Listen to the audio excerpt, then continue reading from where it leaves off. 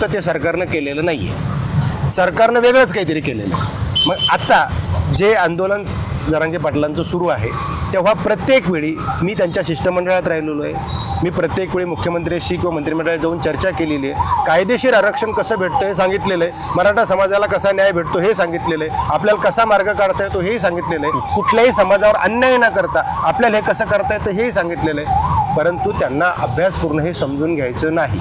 म्हणून आमचा सातत्यानं दावा आहे की सातत्यानं सरकार फसवतंय, जरांगे पाटील फसले जात आहेत आणि त्यामुळे समाज फसतो. सरकारला हा काढायचं नाही असं दिसतं. नाही, जसं मागच्या काळामध्ये अधिवेशन बोलवलं होतं त्यांनी, तसं एक दिवसाचं अधिवेशन बोलवा, 24 तास चर्चा चालू द्या तिथं, काहीच अडचण नाही. मनोज जरांगे जरी सभागृहाचे सदस्य नसतील तर बसू द्या त्यांना तिथं सभागृहामध्ये.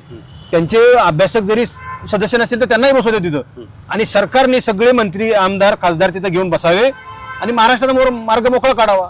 बरोबर आहे. मराठा समाजाला आरक्षण चौकटीमध्ये देता असेल तर देऊन टाकावं. माझं तर असं मत आहे, केवळ मराठा समाजाचेच अभ्यासक नाही, घटनेचे अभ्यासक, ओबीसीचे अभ्यासक, मराठ्यांचे अभ्यासक, असे जे तज्ज्ञ आहेत, असे 5-5, 10, 4-4 तज्ज्ञ एकत्रित करावेत जरांगे पाटील आणि सरकार. बिलकुल. आणि सगळ्यांनी मिळून एक वाक्यता करावी, असा मार्ग 100% फायनल करावा. बिल, एखादं बिल जर पास करायचं असेल तर अशी चर्चा, ही कायदेशीर प्रावधान आहे. मागच्या 3 दिवसांपासून छत्रपती संभाजीनगरच्या आयुक्त कार्यालयापाशी उपोषण सुरू आहे. राजेंद्र दाते पाटील, त्यांचे सहकारी असलेले योगेश शेळके, गायकवाड पाटील आणि शिवानंद भानुशे साहेब माझ्यासोबत आहेत.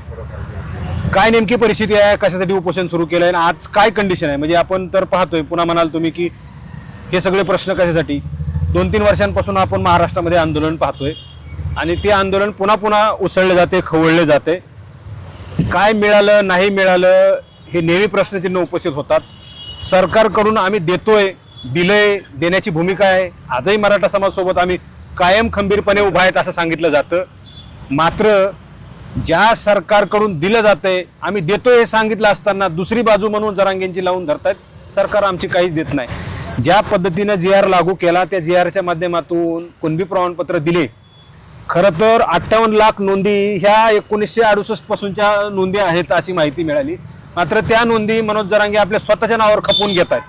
जे कुणबी प्रमाणपत्र कालपर्यंत ते म्हणत होते की गेले सगळे मराठी ओबीसीमध्ये, आज पुन्हा एकदा आंदोलन उभा करायचं काय कारण आहे? पुन्हा एकदा मनोज जरांगेंनी आंदोलन पेटवलं.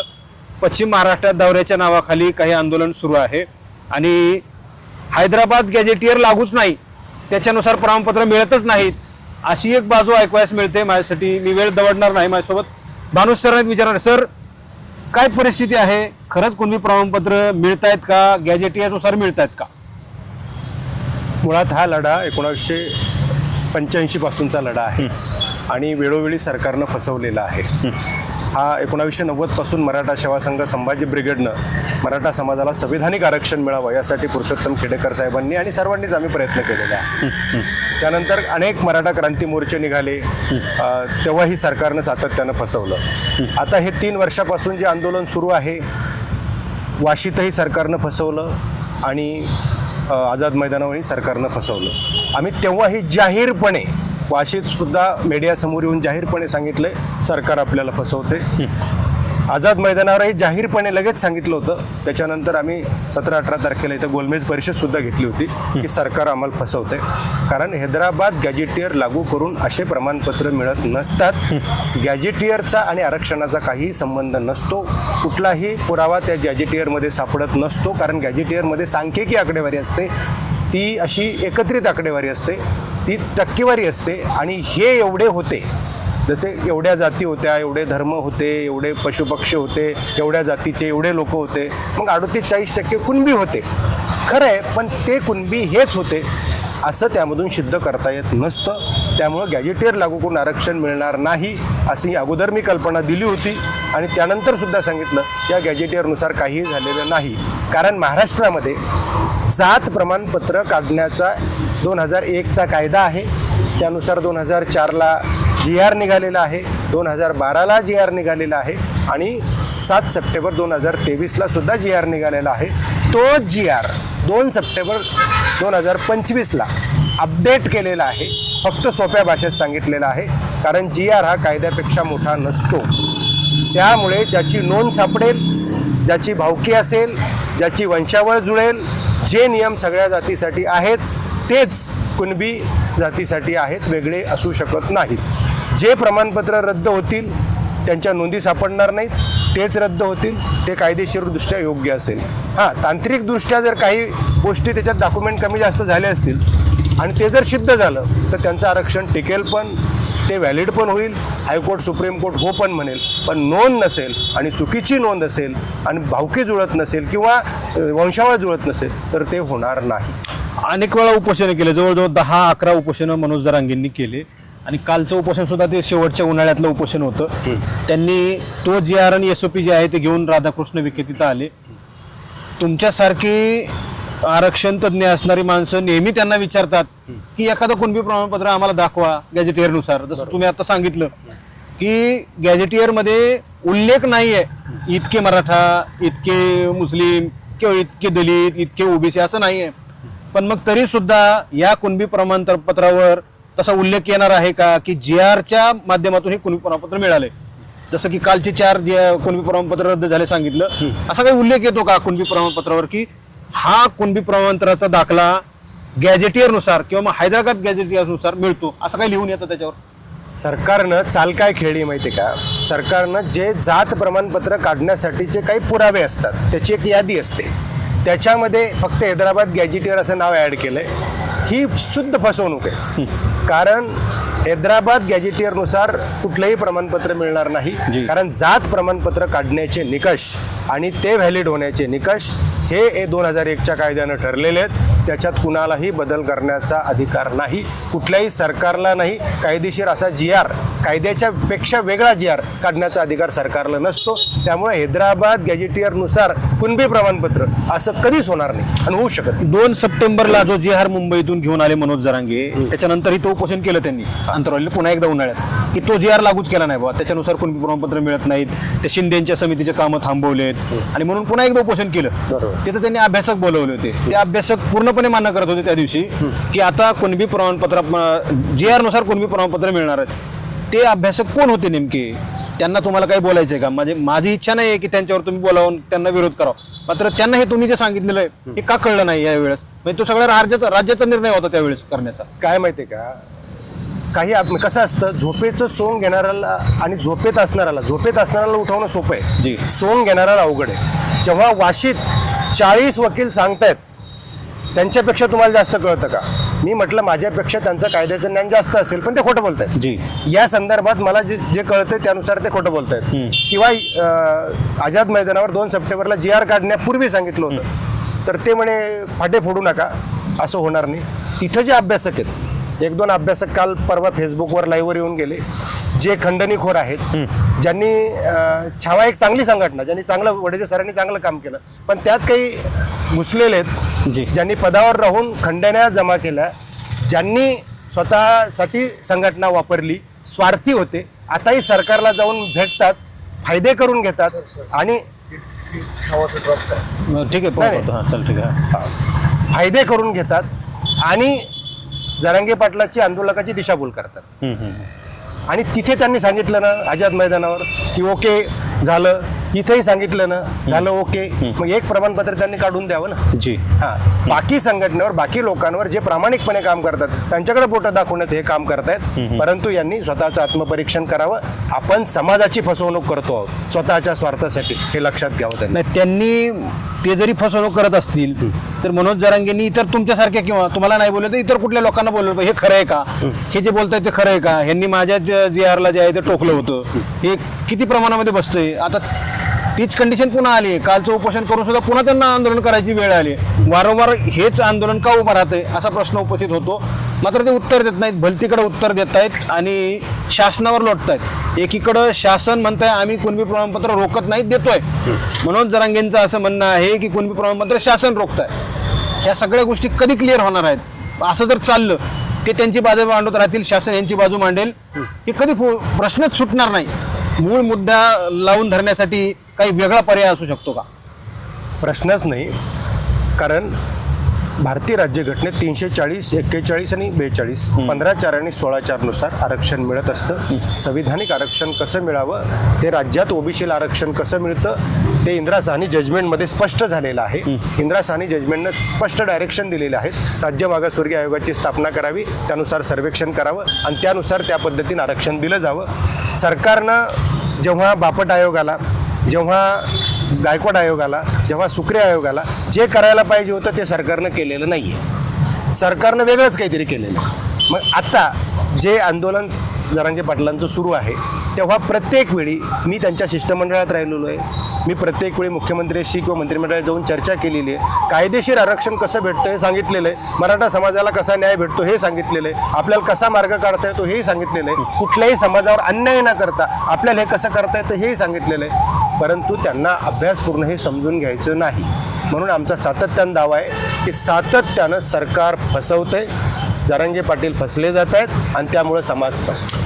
मला पुन्हा एकदा सांगायचं आहे, मी ह्याच्या अगोदर असंच म्हटलं की 3 वर्ष झालं आंदोलन सुरू आहे, हे कधी संपणार आहे? मनोज जरांगे आंदोलन करतात, शासन म्हणताय आम्ही मराठा समाजाच्या पाठीशी आहोत. 2 बाजू आहेत. तिकडून ते म्हणतात आम्ही आंदोलन करून मिळवणार, हे म्हणतात आम्ही दिलंय, देत आहोत, आम्ही मराठा समाजाला अजिबात फसवत नाहीत असं ते स्पष्ट म्हणतायत. त्यामुळे तिळात सुटणार नाही. ते तिकडून बोलतील, हे इकडून बोलतील. मनोज जरांगे, राधाकृष्ण विखे हे जे काही उपसमितीचे अध्यक्ष आहेत तिकडून मुख्यमंत्री बसतील. हा प्रश्न कुठल्या जिल्ह्यापुरता नाही आहे, महाराष्ट्राचा प्रश्न आहे आणि महाराष्ट्राच्या मुख्यमंत्र्यांनी बसलं पाहिजे. पलीकडून मनोज जरांगे बसतील, त्यांच्या बाजूला विखे बसतील किंवा तुम्ही बसा, अभ्यासक बसतील, इकडून मुख्यमंत्री बसतील, त्यांच्यासोबत समितीचे अध्यक्ष बसतील. हा प्रश्न इन कॅमेरा सोडला पाहिजे, तर महाराष्ट्राची अशांतता जी आहे ती भंग होणार नाही असं मला वाटतं. ह्या सगळ्या गोष्टीसाठी काही प्रयत्न करता येणार आहेत का? सरकार आणि मनोज जरांगे एकत्र येऊ शकतील का? नाही, ते सरकार आणि मनोज जरांगे एकत्रित येऊ शकतील का नाही हे आम्ही नाही सांगू शकत, पण आम्ही प्रयत्न आलं केले. पाहिजे. म्हणजे मला तेच म्हणायचं, जर प्रश्न चर्चेला सुटणार असेल, सरकार एकीकडे म्हणताय आम्ही प्रश्न सोडवणार आहोत, सोडत आहोत, मनोज जरांगेंच्या मागणी आमचा विरोध नाही आहे, तर मनोज जरांगे म्हणतात मागणीच केली नाही आहे, सरकार मागणीच मान्य करत नाहीत. त्यांचे अधिकारी मंत्री, जसं बावनकुळेंचं नाव त्यांनी घेतलं की सरकार बावनकुळेंसारख्या माणसाला पुढे करून कुणबी प्रमाणपत्र रद्द करायला लावतंय, देवेंद्र फडणवीस त्यांना करायला लावतात, असं म्हणण्यापेक्षा समोरासमोर मनोज जरांगे, मुख्यमंत्री देवेंद्र फडणवीस का बसत नाहीत? हा प्लॅन काय आहे? मग सगळं महाराष्ट्राला वेठीस धरण्याचा आहे की आणखी काही वेगळं त्यांचं चाललेलं आहे? माझं तर स्पष्ट मत आहे की मनोज जरांगे पाटलांनी, सरकारने, अभ्यासकांनी, जे अभ्यासक आहेत, ठीक आहे आम्हाला नसन बोलवायचं नका बोलू, पण जे अभ्यासक आहेत ज्यांनी या क्षेत्रात काम केलेलं आहे, न्यायमूर्ती बी जी कोळशे पाटील साहेबांसारखे माणसं आहेत किंवा पुरुषोत्तम खेडेकर साहेबांसारखी माणसं आहेत किंवा या क्षेत्रातली खूप मोठं काम केलेली माणसं आहेत, त्यांना जर सोबत घेतलं, एका बाजूला सरकार, एका बाजूला ते तज्ज्ञ मंडळी, जरांगे पाटील असे एकत्रित येऊन याच्यावर जर मार्ग काढला ऑन कॅमेरा तर 100% मार्ग निघणार आहे. पण सरकारला हा काढायचं नाही असं दिसतं. नाही, जसं मागच्या काळामध्ये अधिवेशन बोलवलं होतं त्यांनी, तसं 1 दिवसाचं अधिवेशन बोलवा, 24 तास चर्चा चालू द्या तिथं, काहीच अडचण नाही. मनोज जरांगे जरी सभागृहाचे सदस्य नसतील तर बसू द्या त्यांना तिथं सभागृहामध्ये, त्यांचे अभ्यासक जरी सदस्य नसतील तर त्यांनाही बसू द्या तिथं, आणि सरकारने सगळे मंत्री, आमदार, खासदार तिथं घेऊन बसावे आणि महाराष्ट्राचा मार्ग मोकळा काढावा. बरोबर आहे. मराठा समाजाला आरक्षण चौकटीमध्ये देता असेल तर देऊन टाकावं. माझं तर असं मत आहे, केवळ मराठा समाजाचेच अभ्यासक नाही, घटनेचे अभ्यासक, ओबीसीचे अभ्यासक, मराठ्यांचे अभ्यासक, असे जे तज्ज्ञ असे 5-5, 10, 4 तज्ज्ञ एकत्रित करावेत जरांगे पाटील आणि सरकार. बिलकुल. आणि सगळ्यांनी मिळून एक वाक्यता करावी, असा मार्ग 100% फायनल करावा. एखादं बिल जर पास करायचं असलं तर अशी चर्चा, ही कायदेशीर प्रावधान हेच आहे.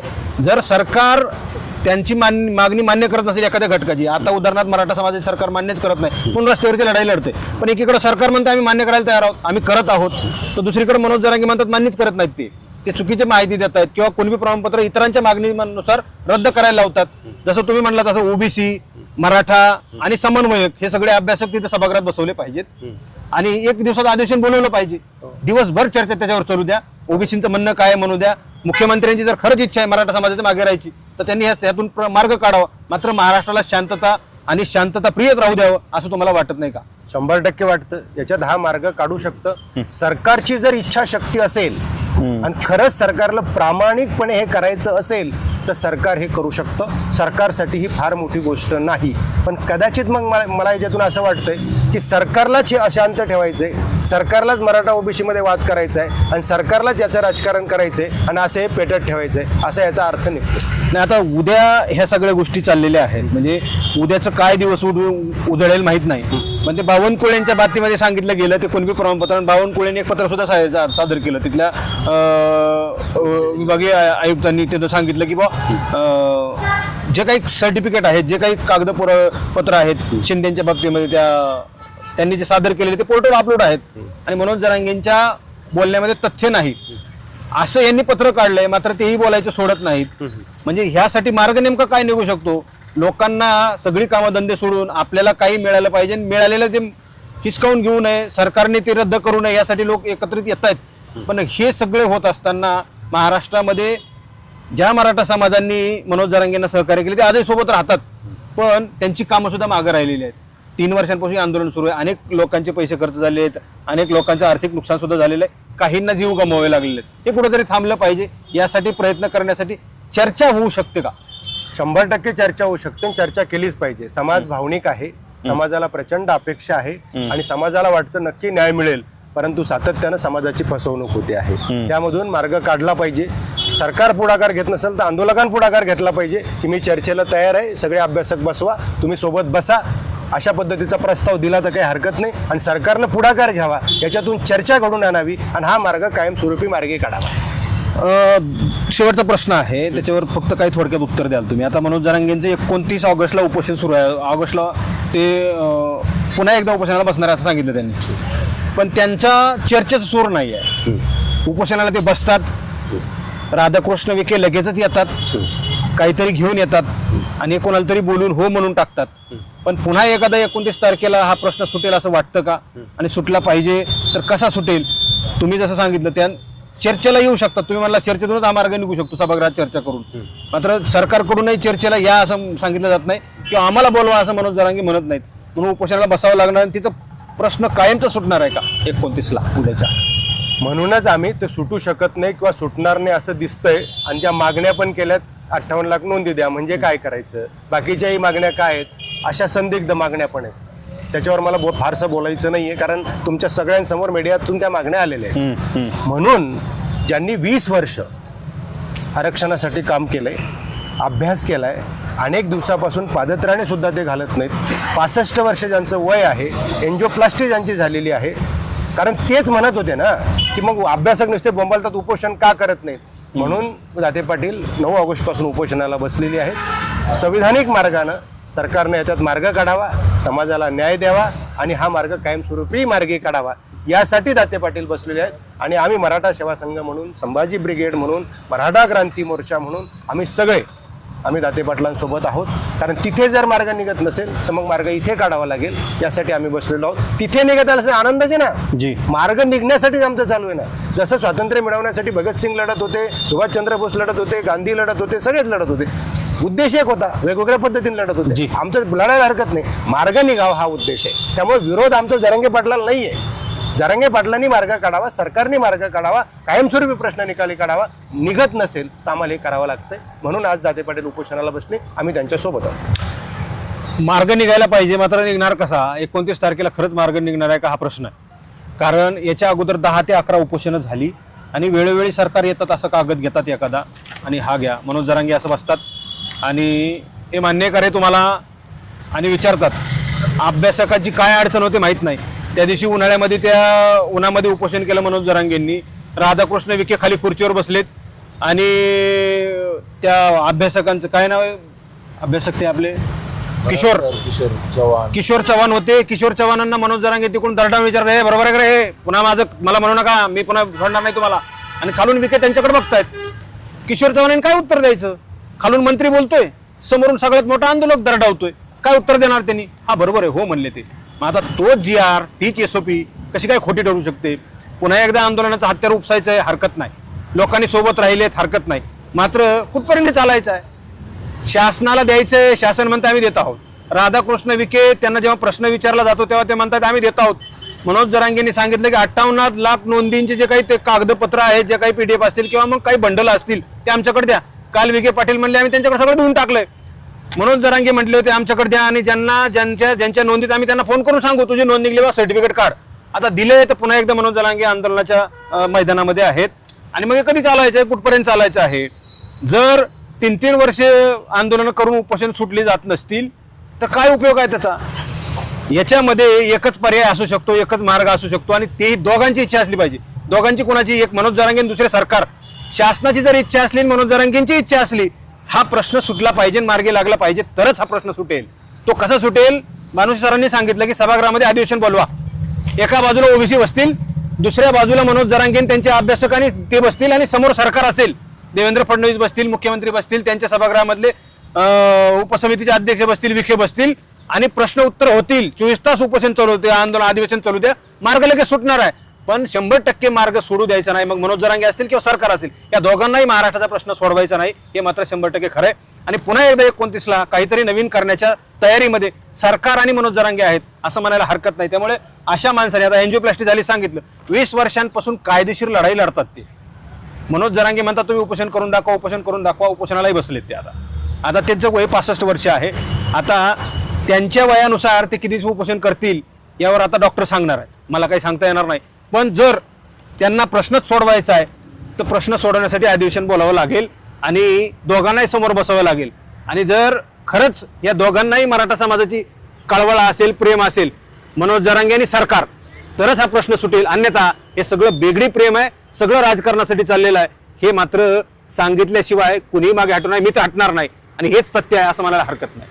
कॅमेरा पर्सन मी संग्राम धनवे, मराठी महाराष्ट्र न्यूज, छत्रपती संभाजीनगर.